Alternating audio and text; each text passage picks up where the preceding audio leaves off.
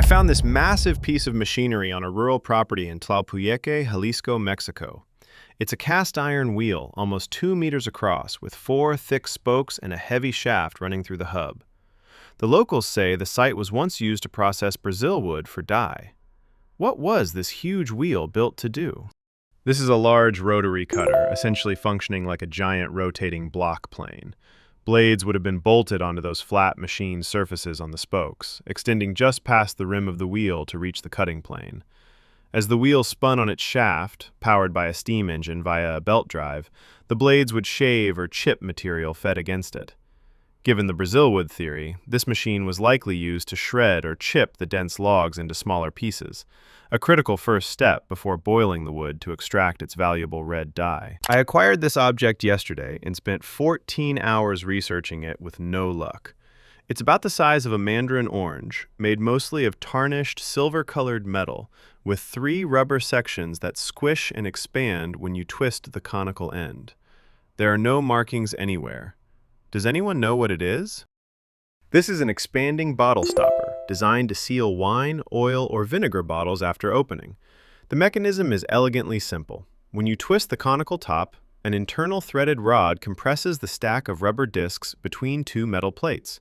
As the rubber is squeezed, it has nowhere to go but outward, expanding against the inner walls of the bottleneck to create an airtight seal.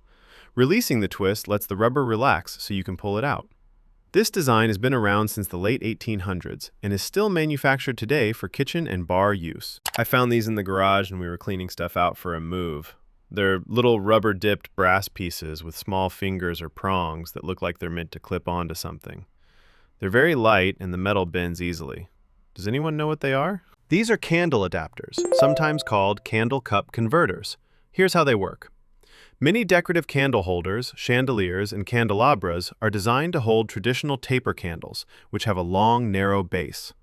But if you want to use a thicker pillar candle or a standard household candle that doesn't fit, you need an adapter. The brass fingers grip the inside of the existing candle cup, while the rubber coating protects the holder from scratches and provides friction. The top of the adapter then creates a properly sized socket for your replacement candle, letting you mix and match candle styles with any holder. What on earth is this metal wire thing? I found it at Goodwill today, and my first thought was some kind of strange CD rack, but it just doesn't seem right. It's about 18 inches tall. The rings are made from a single wire, coiled and welded at intervals along the frame, and the bottom curves out like a tray. I bought it for my rat cage. But does anyone know its true purpose? This is a tiered wire fruit basket, sometimes called a banana or produce stand. The design is surprisingly clever. The stacked rings hold round fruits like oranges, apples, or peaches in a vertical column, which saves counter space and keeps the fruit visible and well ventilated, slowing down the ripening process. The curved tray at the bottom catches any fruit that rolls free, and the open coil design lets you easily grab a piece from any level. These wire stands became popular in the 1970s and 1980s as kitchens shifted toward open, airy storage solutions, and they remain a common sight in cafes and farmhouse-style kitchens today. What is this random orange silicone plug, about the size of a quarter, found in my kitchen drawer? It was mixed in with parts for water bottles and kids' sippy cups, but it doesn't seem to fit any of them. Does anyone know what it is? It's actually a handle piece from a plastic traveling soap case. These cases are mass-produced in China and shipped worldwide through marketplaces like Shopee and AliExpress. The orange silicone tab clips onto the lid of a hard plastic soap dish, supposedly to make it easier to open or hang. In practice, the handle is mostly decorative and often falls off, which is exactly why this one ended up loose in a drawer with no obvious origin. This mysterious object appeared in my garden after the snow melted. I've lived here a year and never saw it before. It feels lightweight, sounds hollow when tapped, and had wood lice crawling all over it. What could it be? What you found is a weathered marrow bone, most likely from a large dog's chew or a leftover beef bone. The hollow, porous sound comes from the bone's internal structure. The center once contained marrow, which is soft, fatty tissue, and the surrounding bone is filled with a spongy lattice called trabecular bone. After months buried in soil and exposed to freeze-thaw cycles, the marrow decomposes and the bone dries out, making it extremely lightweight. It was likely buried by a previous pet or a fox, which commonly cache bones in gardens for later retrieval. What is this strange hanging contraption? It has two adjustable webbing strap loops with quick-release clips, all suspended from an adjustable height hanger meant for a closet rod. It looks like something you'd use to strap down scuba tanks, but you'd never hang those in a closet. Boots? Skis? What is it actually for? This is a wader drying hanger, used by anglers and hunters to store their chest waders.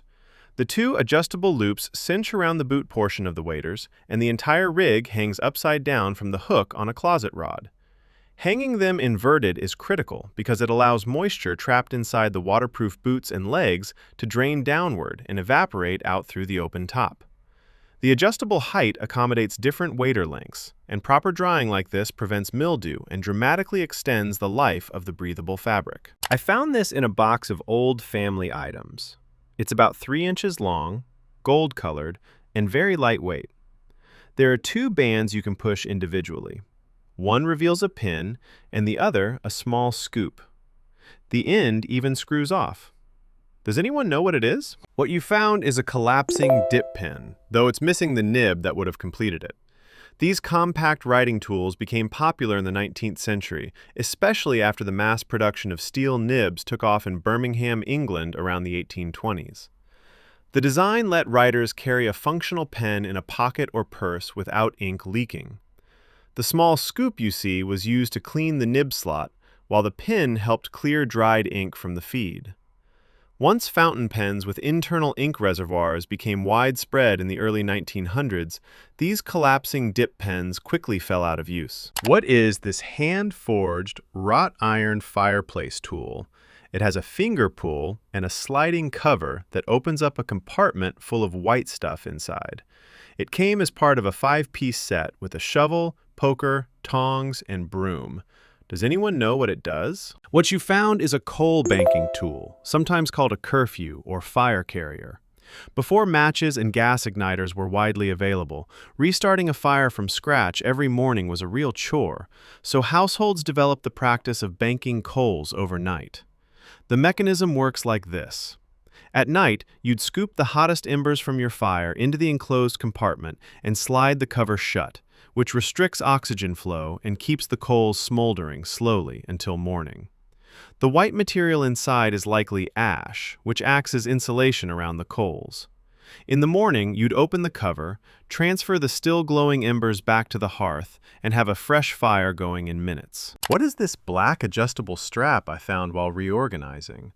It's 75 inches long with silver D-rings on each end, and 7 small V-shaped plastic clips marked TK that slide along the length. There are also 2 flimsy metal half-squares attached to one of the D-rings. I've had it for at least 5 years, and I can't remember why. Does anyone know what it is? This is an over-the-door cap organizer. Here is how it works. The 2 flat metal half-squares are designed to slip over the top and bottom edges of a standard door, anchoring the strap vertically along the surface. Once the strap is tensioned between them, the 7 plastic V-shaped clips can be slid up or down to any spacing you like. Each clip grips the adjuster button on top of a baseball cap, suspending it flat against the door. The serrated edges on the clips bite into the strap to hold their position, letting you display or store up to 7 hats without using shelf space. What is this ceramic-looking ladybug pitcher I picked up at an estate sale? It has a lid on top and a strange hole in the bottom. I can't tell if it's meant for hot soup or tea. Does anyone know what it is? This is an insulated thermos container shaped like a ladybug. The hole in the bottom is the access point for the vacuum-sealed inner chamber, typically capped with a rubber or plastic stopper that you may be missing. Inside, a double-walled liner traps a layer of air or vacuum between 2 surfaces, drastically slowing heat transfer through conduction. The tight-fitting lid on top seals in steam and prevents convection loss. These novelty thermoses were popular giftware in the 1970s and 1980s and work equally well for soup, coffee, or tea, as long as no chunky ingredients block the pour spout. What is this tiny red plastic clip I found in the grass in my front yard? It's about 1/2 inch across, cross-shaped with 4 hooked arms around a square opening, and has a small yellow tab that pivots like a lever. There are no markings, no electronics, and no metal parts. Does anyone know what it is? This is a hinge connector piece from a Hoberman sphere. The Hoberman sphere was invented by artist and engineer Chuck Hoberman, who patented the expanding structure in 1990. The toy is made of dozens of interconnected scissor-like plastic struts that fold and unfold, allowing a small ball to expand to several times its original diameter. Your piece is one of the central junction nodes. The 4 hooked arms snap onto the ends of the struts, and the square opening lines up with the pivot points so the whole structure can collapse and expand smoothly. Without this connector, a section of the sphere would come apart at the seam. What is this small, teal, cut glass bowl, about 6 centimeters across and weighing 200 grams? It has a hole and a small indent on the rim, and strangely, it glows bright green under a UV light. Any idea what it was used for? This is a uranium glass salt cellar, also called an open salt. These small dishes were standard tableware from the 1700s through the early 1900s, used to hold salt before free-flowing shakers became common. The indent on the rim is designed to cradle a tiny serving spoon. The glow comes from uranium oxide added to the glass mixture, a practice that was popular between roughly 1880 and 1940. The radioactivity is extremely low and harmless to handle, but it fluoresces dramatically under ultraviolet light. What's going on with this school bus in Morgantown, West Virginia? It has a strange tube running from the underside up into the cabin, no school district markings, and it's riding on dealer license plates. Does anyone know what it is? This is a portable emissions measurement setup, almost certainly operated by West Virginia University. The tube you see is a sampling line connected to the bus's exhaust, feeding raw emissions data into analytical equipment inside the cabin. WVU's Center for Alternative Fuels, Engines, and Emissions became world famous in 2014 when their on-road testing of diesel vehicles exposed the Volkswagen Dieselgate scandal. Their method works by measuring nitrogen oxides and particulates during actual driving rather than in a lab. The brand new bus, dealer plates, and rooftop weather sensor all point to a fresh, real-world emission study, this time targeting school bus fleets. I found this 2.5-inch piece of copper or brass on the shore of the Missouri River in St. Charles. The area used to be a dump, so it could be part of an old toy or some kind of device. Does anyone know what it is? This is most likely a fragment of an old brake line, specifically a flared fitting end. Before the 1960s, automotive brake lines were commonly made of copper or brass tubing because the metal was easy to bend and resisted corrosion. The flared end you see was formed using a special tool that pressed the tube into a cone shape, allowing it to seal tightly against a brake cylinder when threaded with a nut. Modern vehicles now use steel-coated lines, but copper remnants like this still wash up around former dump sites along American rivers. What is this 16.5-inch lightweight metal cylinder? It came with a vintage rice dispenser, but I have no idea if the two are actually related. Does anyone know what it is? This is a coffee roaster trier, also called a sampling spoon or sampler. It's used by coffee roasters to pull a small amount of beans from inside a hot drum roaster while it's running. The long shaft slides through a port on the front of the roaster, and the scooped end captures a few beans so the roaster can check their color, smell, and crack stage to decide when the roast is finished. Triers have been part of commercial roasting since the late 1800s, and the extra length on yours suggests it was made for a larger industrial drum rather than a small shop roaster. I found this recessed, galvanized steel box inside my laundry room wall after removing a shelf that was bolted in front of it. It's not near the washer or dryer, and there's no large vent hole, just a small fitting on the bottom right wrapped in electrical tape. Does anyone know what this is? This is the housing for an old built-in electric wall heater. These recessed units were extremely popular in mid-century American homes from the 1940s through the 1970s, especially in regions with mild winters where central heating wasn't necessary. The galvanized steel box was installed between the wall studs during construction, and a heating element with a fan would be mounted inside, covered by a decorative grill. That small taped fitting is the remnant of the electrical supply line. Since the heater itself has been removed, you can safely have an electrician cap the wires and cover the cavity with drywall. What is this beige plastic hand tool with a uniquely notched tip? I found it mixed in with low-voltage cable and telephone tools. It feels light but sturdy, similar to other non-conductive tools I've used. My best guess is some kind of punch or driver, but I'm not sure. Any ideas? This is a punch-down tool, specifically a non-impact plastic version used by telecom and network technicians. The notched tip is designed to push insulated copper wires down into the metal contacts of punch-down blocks, like those found on RJ45 Keystone jacks, 66 blocks, and 110 blocks for telephone systems. The slot in the blade aligns with the connector slot, forcing the wire between two sharp metal blades that slice through the insulation and grip the copper underneath. Because it's plastic and non-conductive, it's safe to use on live, low-voltage circuits without risking shorts or shocks. I was clearing out my grandma's place to sell it when I found an old candle set. Inside were these strange items: a small ceramic flower and 4 green stick-like objects. I've never seen anything like them before.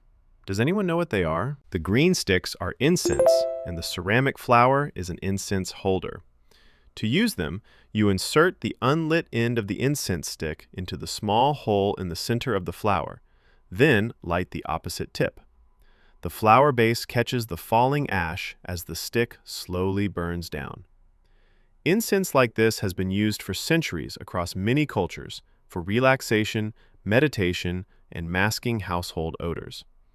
The green color suggests a specific scent profile, often pine, sage, or green tea, which were popular fragrances in mid-century home goods. What is this black cushioned fabric object found on the floor of an IKEA store?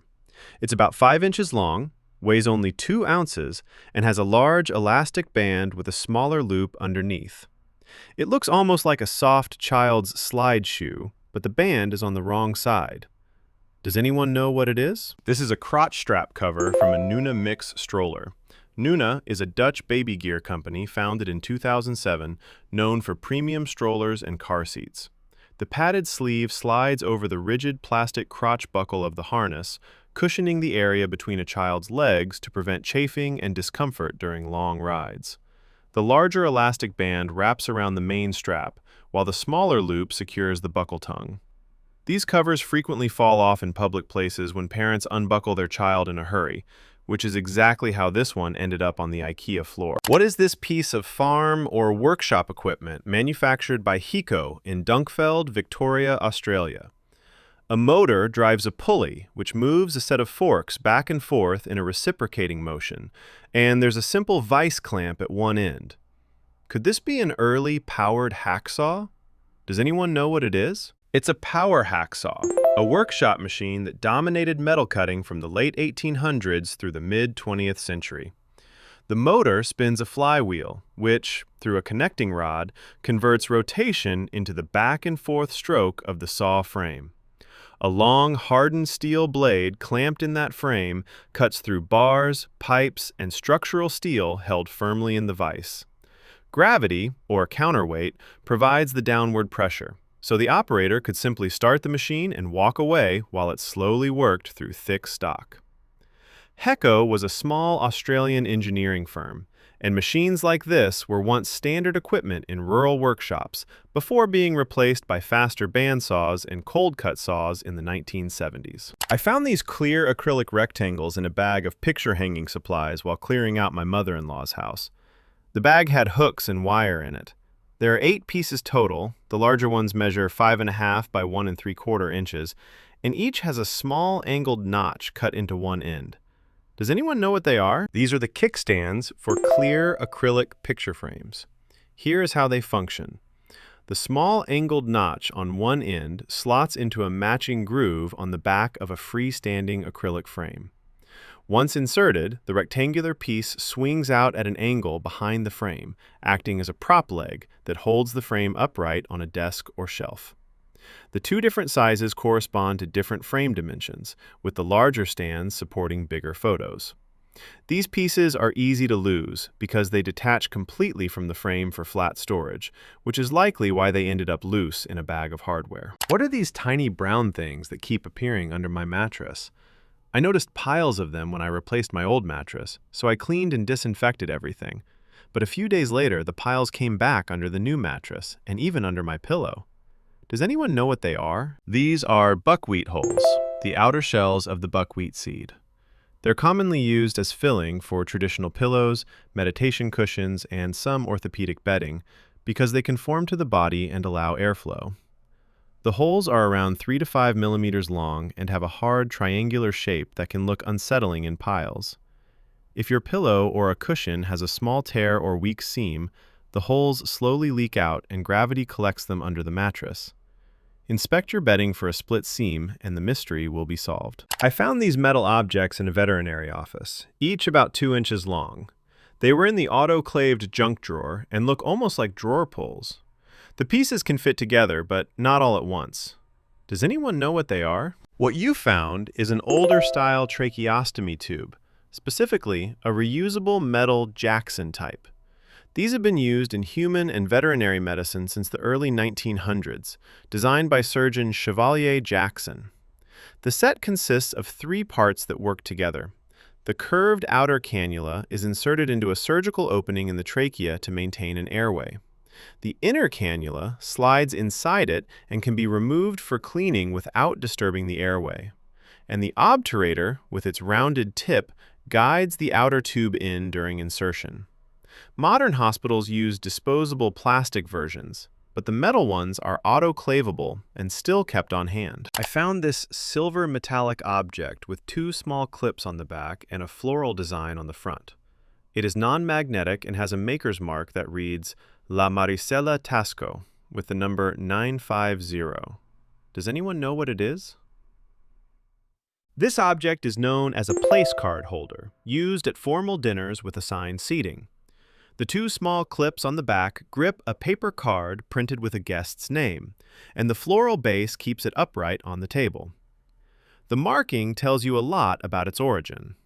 Taxco is a town in Mexico famous since the 1930s as a global center for fine silverwork, and the 950 stamp indicates the metal is 95% pure silver, even higher than standard sterling at 92.5%. La Maricela was a workshop operating in Taxco, producing decorative silver pieces popular as mid-century dinner accessories and wedding gifts. I ordered 2 hats from Amazon and found these strange metal pieces packed inside. They look like aluminum but are surprisingly heavy for their size, and they stick to a magnet. One package had 3 of them, the other had none.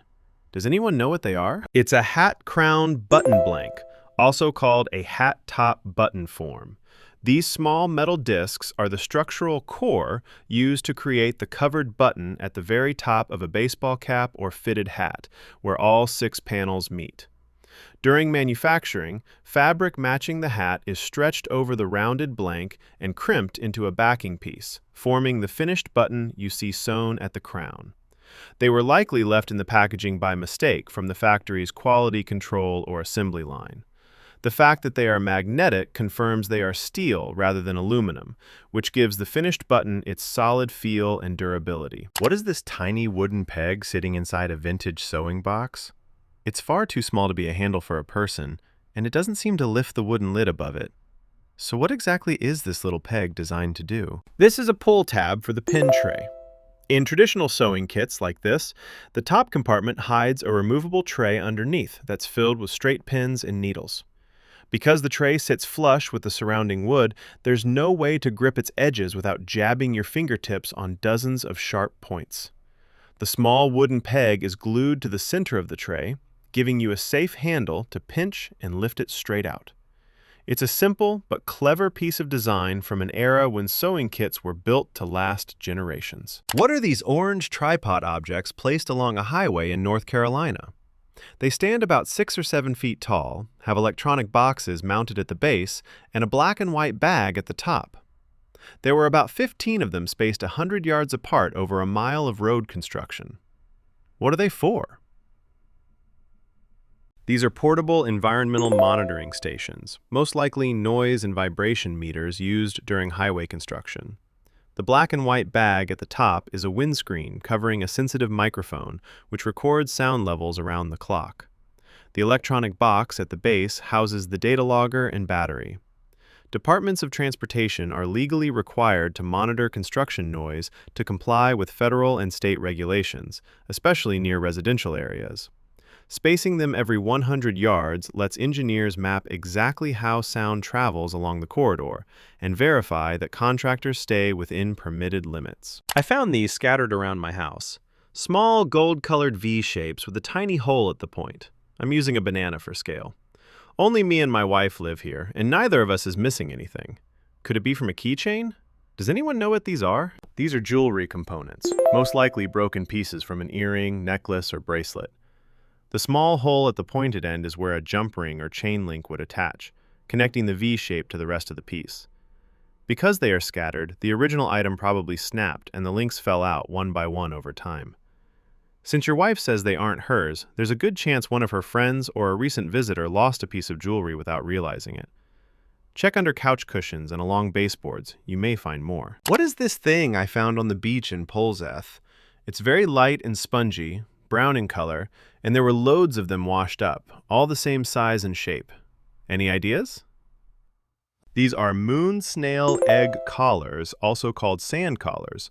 Moon snails are predatory marine gastropods that bury themselves in sandy seabeds, and when the female lays eggs, she mixes them with sand and mucus to form a flexible, curved sheet shaped around her shell. Once released, the structure hardens slightly and looks almost like a piece of rubber or a broken pot. Each collar can contain thousands of eggs embedded in the matrix. When the larvae are ready to hatch, the collar disintegrates in the surf, which is why you often find them washed up intact on beaches like Polzeth in Cornwall. What is this small black plastic piece I found on the hood of my 2016 Subaru Forester?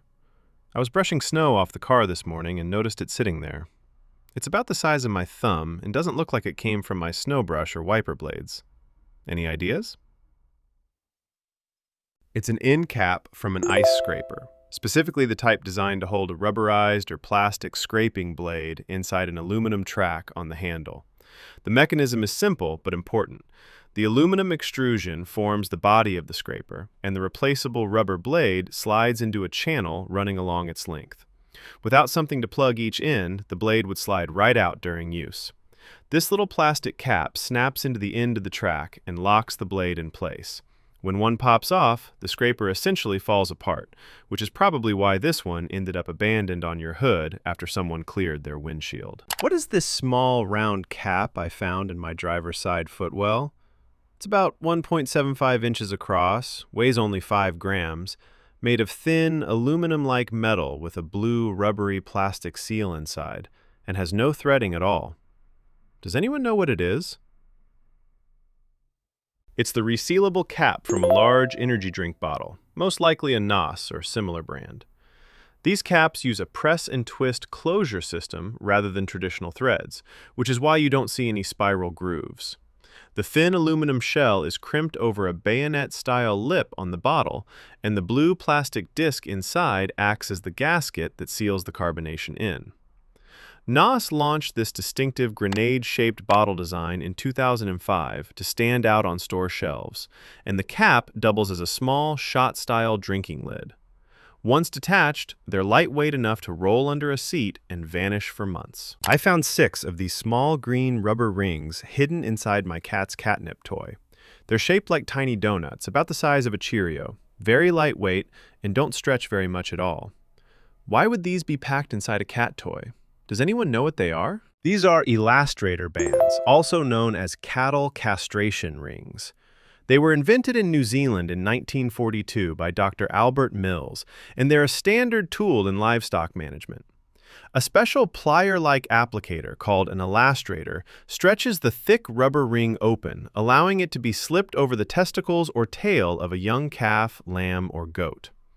Once released, the band contracts with intense pressure, cutting off blood flow until the tissue painlessly falls off within a few weeks. As for why they were inside a cat toy, That's likely a manufacturing mix-up, since these bands are cheap, rubbery, and roughly the same size as decorative filler beads. What is this curved metal kitchen tool with small holes punched through it? It's about the length of a debit card, only 2 centimeters wide, with a black plastic handle and a gap large enough to fit an adult hand. The holes aren't sharp enough to grate or cut anything. Does anyone know what it is? This is a handheld pot strainer, sometimes called a universal pan drainer or clip-on colander. The curved shape is designed to hook over the rim of a pot or saucepan while you hold the lid down with the same hand using that black plastic grip. When you tilt the pot, water drains out through the perforated metal section, eliminating the need for a separate colander in the sink. These compact strainers became popular in the 2010s as space-saving kitchen gadgets, particularly for small apartments.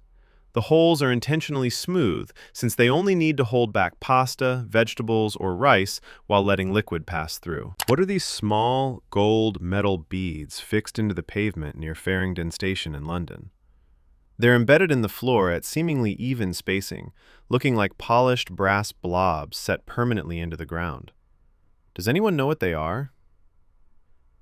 These are brass surveyor markers, also called survey nails or geodetic control points. They're driven into pavement, walls, or curbs by land surveyors to establish precise, permanent reference positions.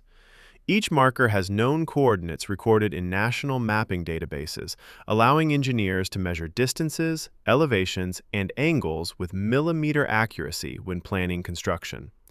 Around Farringdon, many of these markers were installed during the Crossrail and Elizabeth Line tunneling projects to monitor ground movement as massive boring machines passed underneath the city. Surveyors return periodically with total stations or GPS equipment to check whether the markers have shifted, which signals settlement of buildings above the tunnels. I found this 1.75-inch shiny metal rod in the back of my car. It has screw threads on one end and a smooth, rounded cap on the other. It's heavy and feels like high-quality machined metal, but it's clearly not part of the vehicle. What did it fall off of? It's a post extension for a post binder ledger book. These binders were the backbone of business bookkeeping from the late 1800s through the mid-1900s, before computers took over accounting. The book is held together by 2 vertical threaded posts running through holes in the pages, and as the ledger fills up, extensions like this one screw on to the original posts to make room for more sheets. The heft and polished finish come from solid brass or nickel-plated steel, built to last decades of daily handling in an office. What is this stubby 4-inch metal rocket-looking object found buried in a backyard in Oregon? It's shiny with no rust even after cleaning, heavier than aluminum, and has a flat base about 3/4 of an inch wide. The tip is smooth and rounded like an old car door lock, with no threads anywhere. Any ideas? This is a lift-style drain stopper from a bathroom sink, most likely from the 1950s or 60s. It operates as part of a pop-up drain assembly. A horizontal pivot rod under the sink hooks into a slot or hole on the stopper's stem, and when you pull the lift knob behind the faucet, the rod pushes the stopper up to let water drain. The rounded tip is what seats against the drain opening to create a watertight seal. The lack of rust suggests it's solid brass with a chrome plating, which is why it feels so dense for its size. I picked this up at an estate sale. It's a metal cylinder, 5 inches in diameter and 10 inches long, with a brass lid and a painted body. The strange part is that it opens up and a second cylinder slides out and locks in place to extend the total height to 16 inches. What was this used for? This is a cemetery grave vase, also known as a monument vase or in-ground flower holder. The outer cylinder is designed to be installed flush into the ground or set into a concrete base next to a headstone. When family members visit to leave flowers, the inner cylinder is pulled up and twisted to lock into the extended position, holding the bouquet upright and visible. When not in use, the inner sleeve drops back down and the brass lid caps it off to keep out debris and lawnmower damage. These have been produced since the early 1900s and are still made today. What are these heavy colored chunks? They're about 2 inches thick, the whole piece measures roughly 18 by 12 inches, and they look like thick glass or crystal. Some of the pieces even appear to have been glued together. Does anyone know what they are? These are slabs of slag glass, also known as industrial cullet.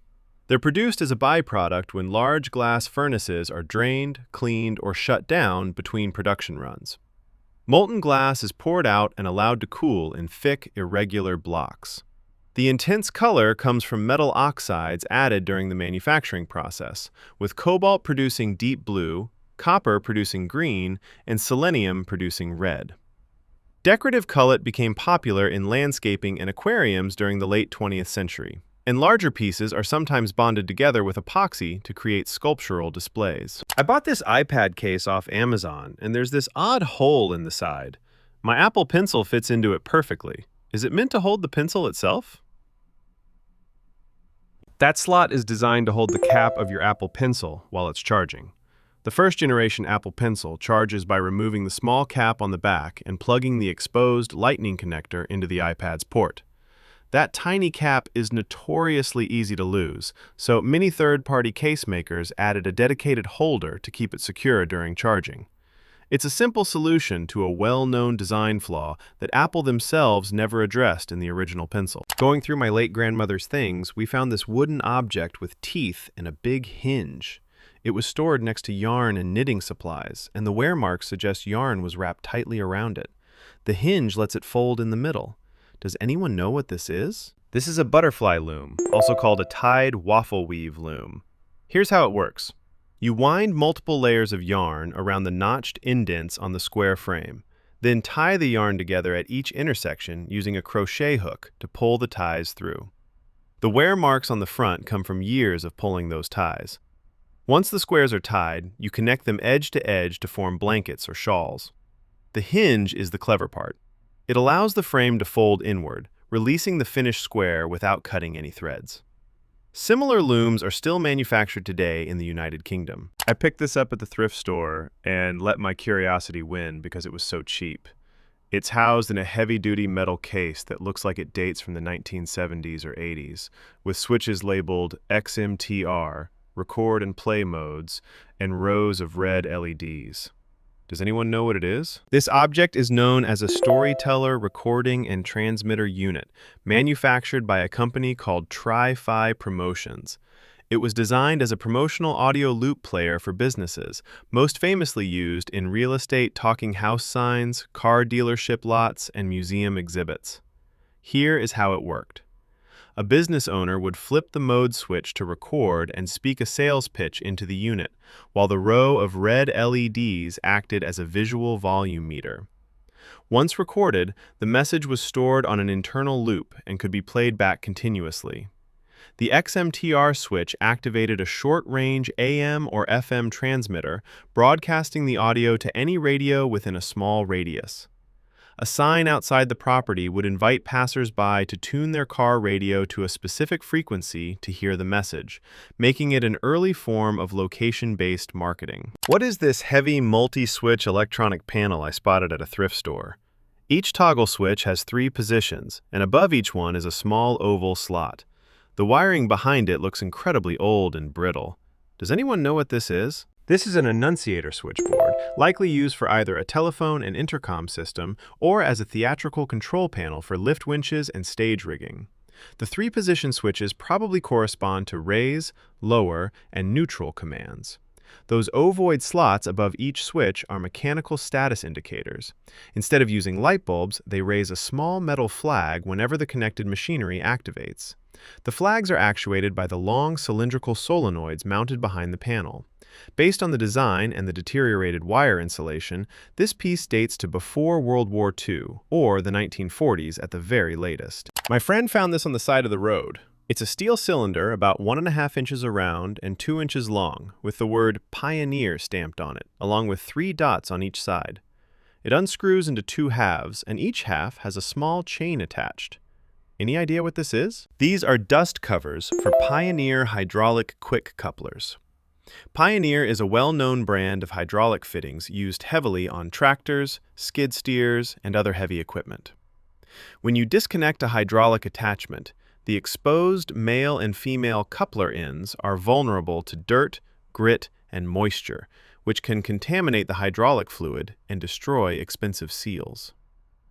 One half of this cover screws over the male fitting. The other half caps the female, and the chains keep them tethered to the machine so they don't get lost in the mud. I got this as part of a PR package, and I'm a little stumped. It's a large, heavy bowl, but the strange part is the bottom. There's a removable insert with holes drilled through it. It almost looks like a colander, but it's clearly meant to be a serving dish. Does anyone know what it is? This is a sifting popcorn bowl. The design solves a very specific snacking problem. When you pop a batch of popcorn, there are always a few unpopped or partially popped kernels, sometimes called old maids, hiding at the bottom. Those hard kernels can crack a tooth. The perforated insert at the base of the bowl allows those small, dense kernels to fall through into a hidden compartment below, while the fluffy popped corn stays on top. When you're done, you simply lift out the insert and discard the duds. I found this hard rubber ball with strange, unevenly spaced indentations all over it. It's about the size of a tennis ball. What was this made for? This is a vintage rubber dog toy from the 1990s or early 2000s. The uneven indentations serve two purposes. They create an unpredictable bounce when the ball hits the ground, keeping dogs engaged during fetch, and they give the dog's teeth something to grip while chewing. Manufacturers like Kong popularized this irregular shape because a perfectly round ball bounces in straight lines, but a lumpy one rolls and skips erratically, mimicking prey movement. This specific brand appears to be discontinued, but similar erratic bounce toys are still made today for high-energy breeds. I found this while thrift shopping. It's a wooden instrument with 4 strings and 4 small wooden balls hanging next to them. Everything is made of wood except for the strings themselves. Does anyone know what it is? This object is known as a door harp. It's not really a traditional musical instrument, but a decorative chime that originated in Scandinavia, particularly Sweden, where they've been hung on doors for centuries as a symbol of welcome and good luck. The mechanism is simple but clever. When the door opens or closes, the small wooden balls swing forward and strike the tuned strings, producing a soft, pleasant chime. Each string is usually tuned to a different note, so the sound forms a gentle chord. They became popular in American homes during the craft revival of the 1970s. What is this small white card I found in my drawer? Feels like it might be phone-related or some kind of squeegee. There's a thin cloth wrapped around one side, held on with adhesive. Any ideas? It's a screen protector application squeegee. These are the small plastic cards that come bundled in screen protector kits for phones and tablets. The mechanism is straightforward. The rigid plastic edge is dragged across the screen protector once it's placed on the device, pushing out air bubbles and forcing any trapped liquid adhesive to spread evenly underneath. The fabric strip glued to one side is a microfiber wipe used to clean dust and fingerprints off the screen before applying the protector. They're often discarded right after use, which is why one ended up forgotten in your drawer. What is this tall telescopic sensor unit with multiple antennas and a large circular dome mounted on top of a car? It looks like something out of a science fiction movie. Does anyone know what it is? This is a mobile LiDAR mapping system, commonly used for street-level surveying and high-definition map creation. The large circular dome houses a rotating LiDAR sensor that fires hundreds of thousands of laser pulses per second in all directions. As the vehicle drives, the unit measures the time it takes for each pulse to bounce back, building a precise three-dimensional point cloud of the surrounding environment. The antennas you see are GPS and inertial navigation receivers, which track the car's exact position and orientation. Companies like Google, Apple, and surveying firms use these rigs to map roads, buildings, and infrastructure with centimeter-level accuracy. What is this strange object I found discarded on the ground? It's about 18 to 24 inches long with a plastic handle on an aluminum shaft. The other end is plastic, shaped like a caster wheel, but with no wheel inside, and there's a red button on one side. Does anyone know what it is? It's the remains of a cheap folding camp shovel, snapped off mid-use and tossed aside.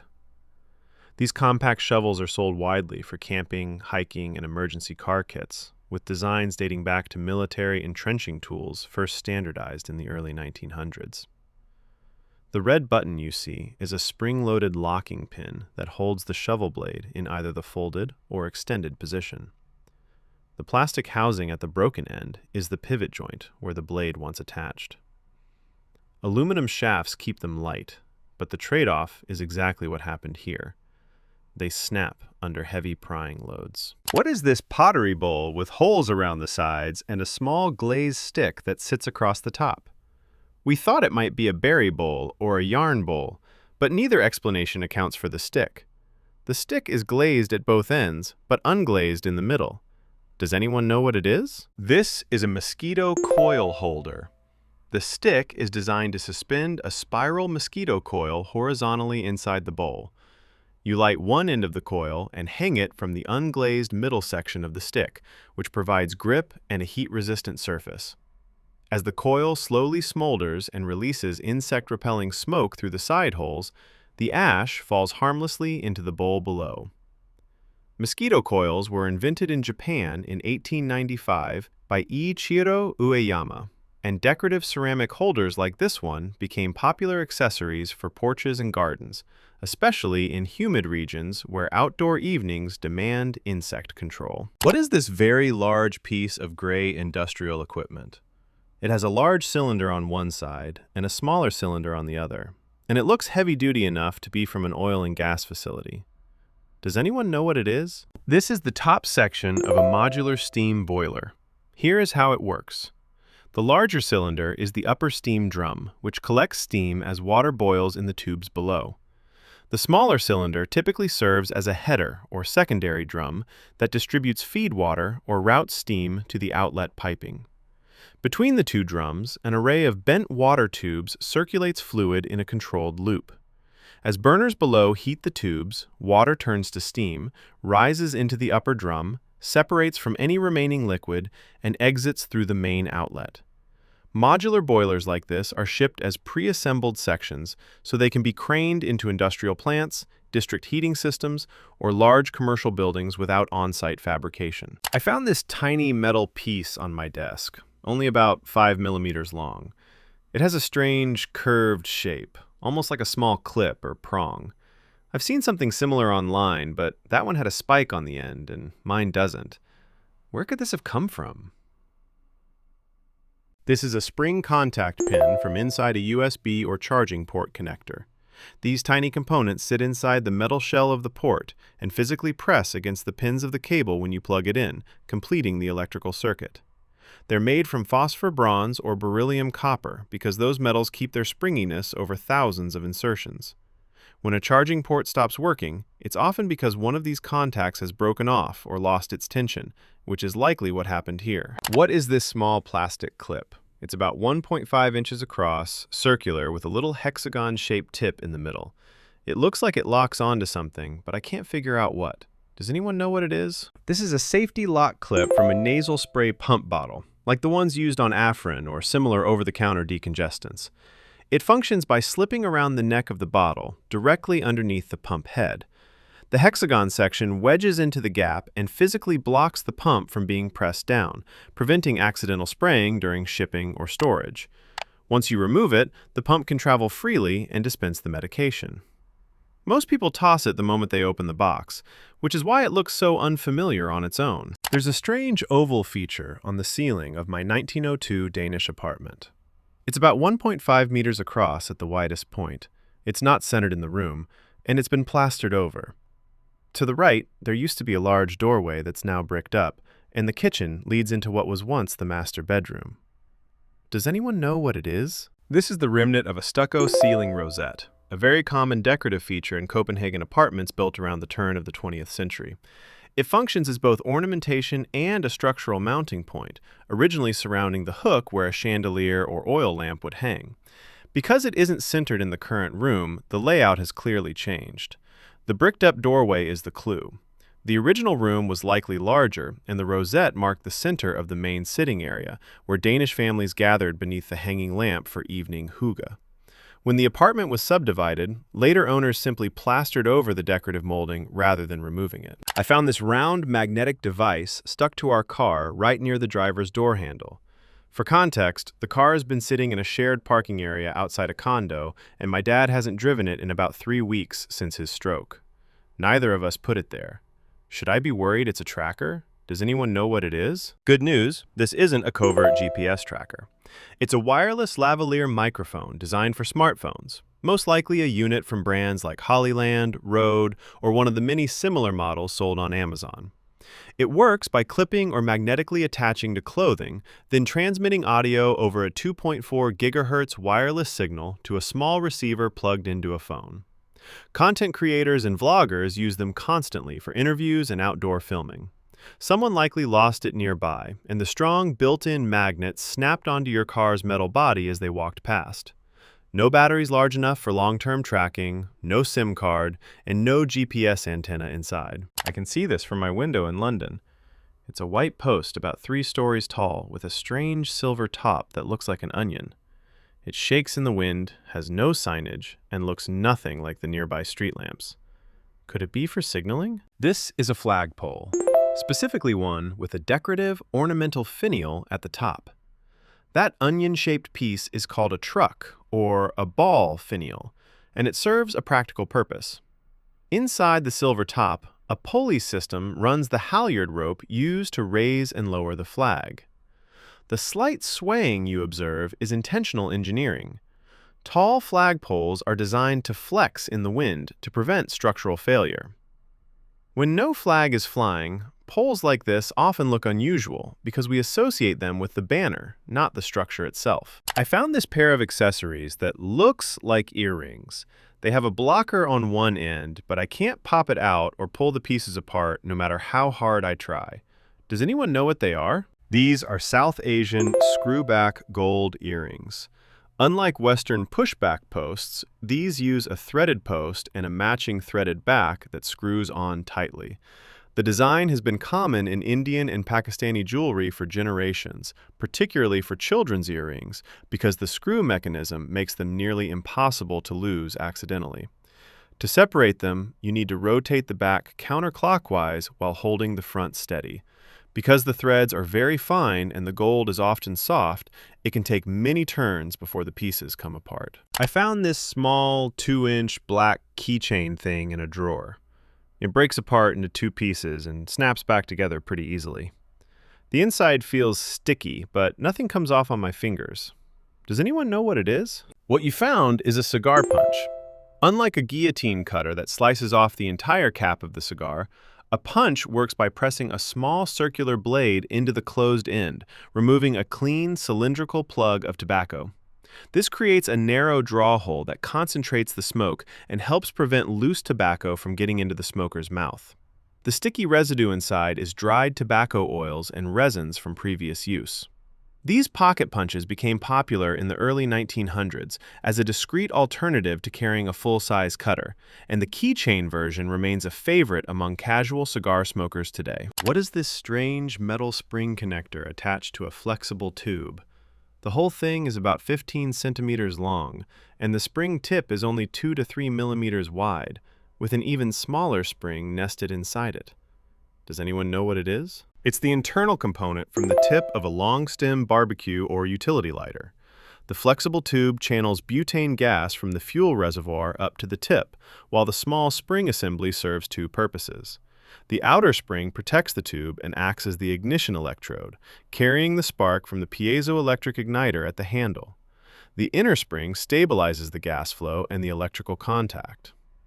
When you pull the trigger, the piezo crystal generates a high-voltage pulse that jumps across the gap at the spring tip, igniting the butane stream into a flame. Without this assembly, the lighter could not deliver a precise, directed flame to a grill or candle wick. I picked this up at a Goodwill in Arizona for a few bucks. It's a wooden board with carved tracks and these little horses that actually slide along the grooves. There were no instructions, no dice, nothing else in the box. Does anyone know what this is? It's a tabletop horse racing game, and the surprising answer is that Home Depot actually sells these. It's a modern reproduction of a classic pub-style racing game, often called Across the Board or Horse Race. The mechanics are simple but clever. Players bet on numbered horses, then roll 2 dice. Whichever number comes up, that corresponding horse slides forward 1 space along its track. The first horse to cross the finish line wins. These games have been a fixture in bars and family game nights for over a century, and the wooden craftsmanship makes them a popular thrift store find. What are these unknown black plastic sticks around 15 centimeters long found in a school science storage room? There were about 50 of them in a single box with no labels or instructions. Does anyone know what they are? These are pegs from the IKEA Up-to-Terra pegboard drawer organizer system. Introduced by IKEA in 2022, the Up-to-Terra line is designed to fit inside kitchen and utility drawers with a perforated base mat that accepts these movable pegs. You slot the pegs into the holes to create custom dividers, holding utensils, spices, or tools in place. The school likely repurposed them for organizing lab equipment or science supplies. Without the base mat, they look pretty mysterious, but together they form a flexible storage grid. What is this glass tube I found mixed in with a collection of old radio vacuum tubes? It has metal gaskets at each end and an internal mechanism that actually moves when you turn it. At first I thought it might be an X-ray tube. Does anyone know what it is? This object is known as a vacuum variable capacitor. Unlike standard vacuum tubes that amplify or rectify signals, this component stores and adjusts electrical charge.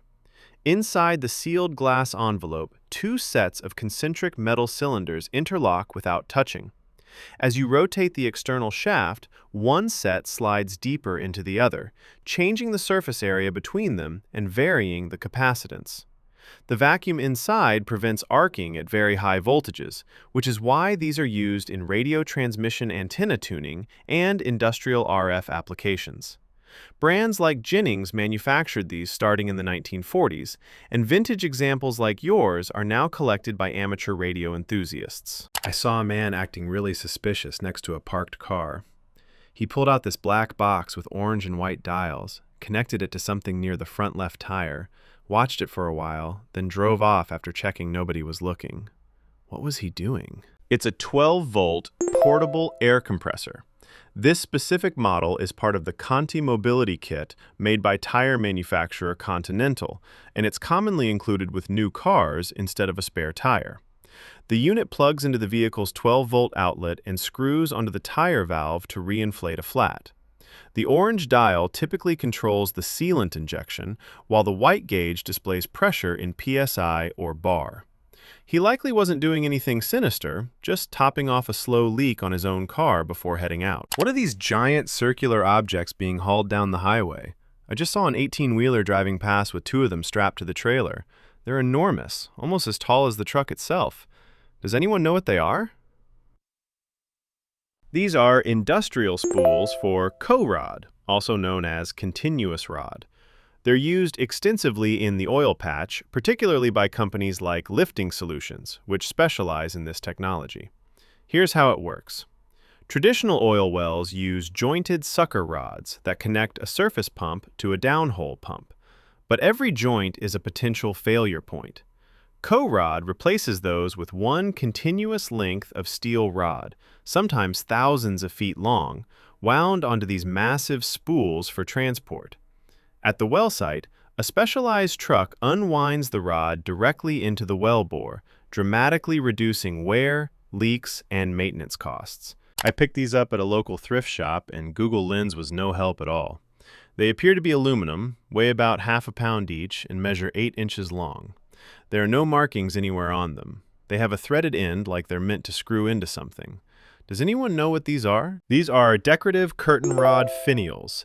Finials are the ornamental caps that screw onto each end of a curtain rod to prevent the curtain rings from sliding off and to give the window treatment a finished, polished look. The threaded post you see is designed to fit into the hollow end of a standard drapery rod, typically 3/4 inch or 1 inch in diameter.